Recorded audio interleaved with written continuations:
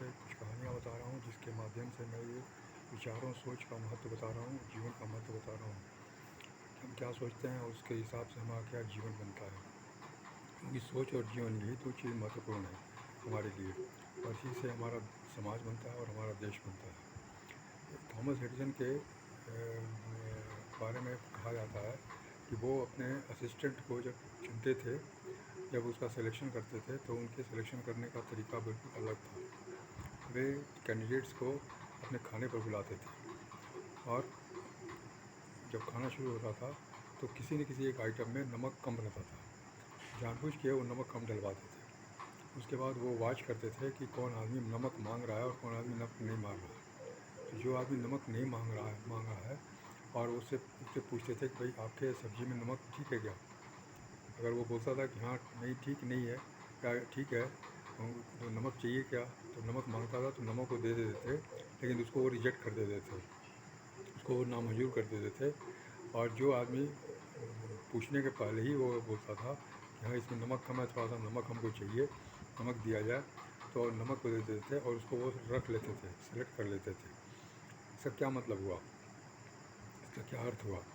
जिसने नमक नहीं मांगा उसको वापस कर दिया, और जिसने नमक मांगा वो उसको रख लिया। इसका अर्थ क्या हुआ।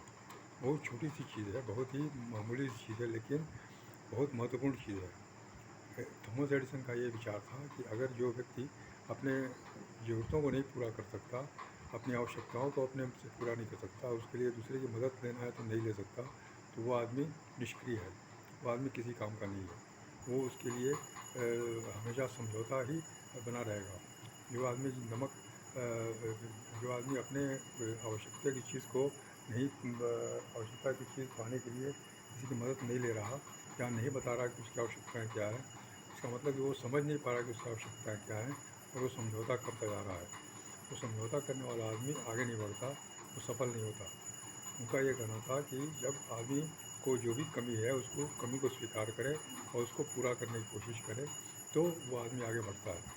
इसलिए ये एक जस्ट एक चेक था कि किसका क्या विचार है, किसका क्या उद्देश्य है, किसका किसका क्या नज़रिया है अपने प्रति। इससे वो चेक करते थे और उन लोगों को सेलेक्ट करते थे।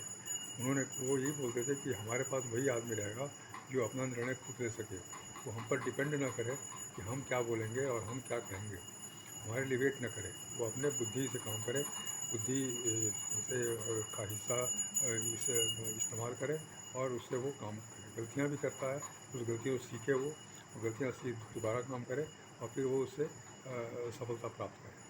उन्होंने खुद बल्ब के आविष्कार में 999 बार असफलता पाई थी। 1000वें बार में उन्हें सफलता मिली थी। मतलब 1000 बार वो उन्होंने जब एक्सपेरिमेंट किया, तरह तरह के एक्सपेरिमेंट किया, बदल बदल के एक्सपेरिमेंट किया, तब उन्हें सफलता मिली और बल्ब का आविष्कार हो पाया। तो उनसे पूछा गया ये 999 बार आप असफल कैसे हो गए, और 1000वें बार में सफल कैसे हो गए। उन्होंने ये कहा कि नहीं, मैं एक बार भी असफल नहीं हुआ।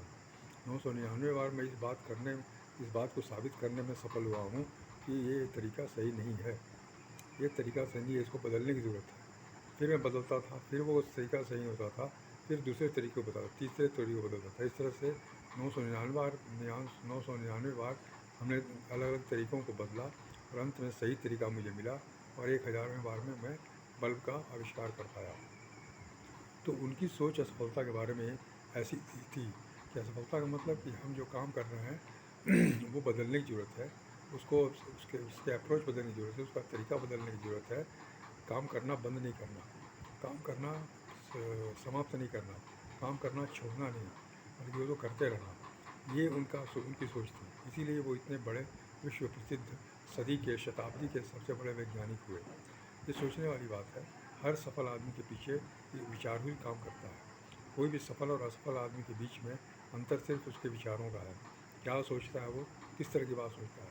कोई समझौतावादी है, कोई सरेंडर करने वाला है, कोई तुरंत घबरा जाने वाला है, तुरंत वो छोड़ देने वाला है, या मान लेता है कि हम असफल हो रहे हैं, हमसे अब ये काम नहीं होगा, तो वो छोड़ देता है। तो वो उसकी सोच है जो उसको हमेशा हराते रहती है, वो हारने वाली प्रवृत्ति पर रखता है।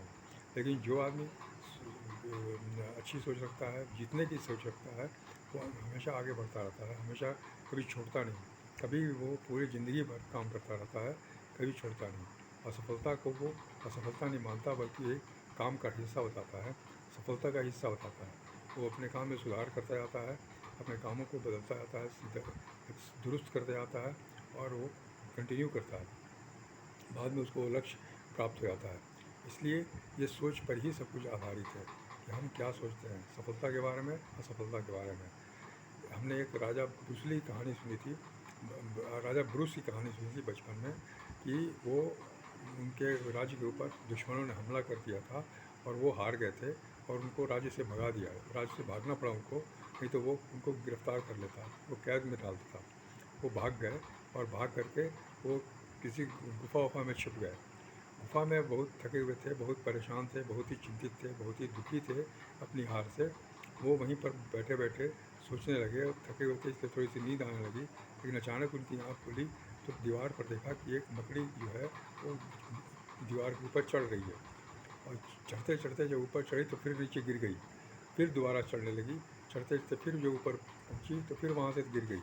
इस तरह से उन्होंने देखा कि 17 बार या 20 बार वो मकड़ी ऊपर चढ़ी है और वो गिरती यही, हर बार वो चढ़ती थी, हर बार गिर जाती थी, लेकिन उसने चढ़ना बंद नहीं किया। अंत में वो मकड़ी के जाल में पहुँच गई जो ऊपर में स्थित था, उसने बनाया था।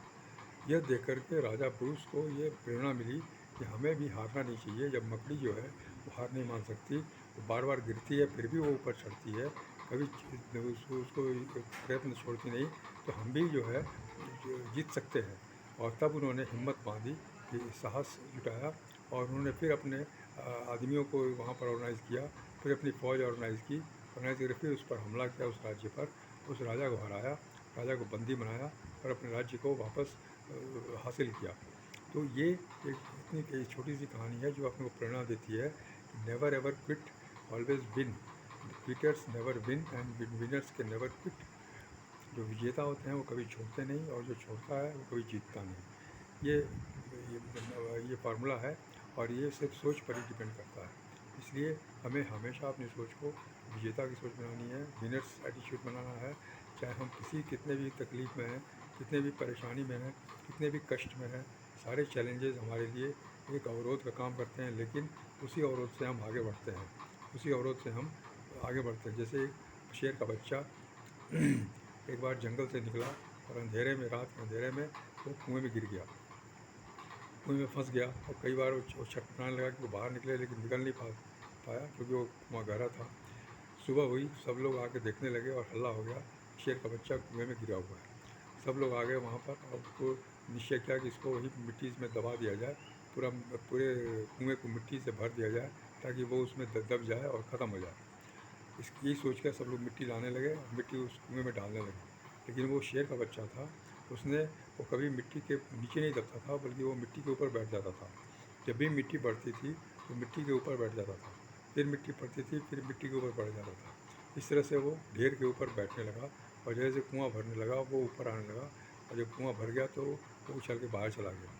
तो जो चीज़ उसको दबाने के लिए, जो चीज़ उसको मारने के लिए डाली जा रही थी, वही उसी को उसने अपने जीवन रक्षा का साधन बना लिया, उसी से उसने वो अपनी रक्षा कर ली। तो ये सोचने की बात है, ये सोच समझने की बात है, किस तरह से हम इसको यूज़ करते हैं। कहते हैं कि आपके साथ जो हो रहा है वो महत्वपूर्ण तो है ही, कि उससे अधिक महत्वपूर्ण ये है कि आप उसके साथ उस घटना के बारे में क्या सोचते हैं, ये ज़्यादा महत्वपूर्ण है। आप उसके साथ क्या करते हैं, तो उस घटना को कैसे इस्तेमाल करते हैं, ये ज़्यादा महत्वपूर्ण है। किसी के साथ दुख हुआ तो दुखी है और दुखी ही रहेगा हमेशा, ये उसकी सोच है। लेकिन अगर वो दुख है तो उस दुख से बाहर निकल के बड़ा सुखी हो गया, वो उससे अधिक वो उससे प्रसन्न हो गया, ये उसकी सोच है। ये सोच अपने को चुननी है, चुनाव करना है, हमको क्या सोच चाहिए। सब कुछ हमारे पास है, सब कुछ हमारे सामने है, सारे ऑप्शंस हमारे सामने हैं, हमें चुनाव करना है। और इसी के लिए संगत की आवश्यकता है। अच्छी संगत होगी, अच्छे ऊंचे विचार वाले लोगों के साथ संगत होगी तो हमारे विचार ऊंचे होंगे, नीचे वाले होगी तो नीची होगी। इसलिए हमें अच्छी पुस्तकें पढ़ना है, अच्छी सीरीज़ सुनना है, अच्छे सेमिनार्स को अटेंड करना है। तो बहुत ही आवश्यक है हमारे व्यक्तित्व विकास के लिए, और हमारे लिए नहीं बल्कि समाज और देश के लिए। देशभक्ति अगर आप में है, समाज की भक्ति है आप में, तो आप ये काम अवश्य करेंगे। नमस्कार, धन्यवाद।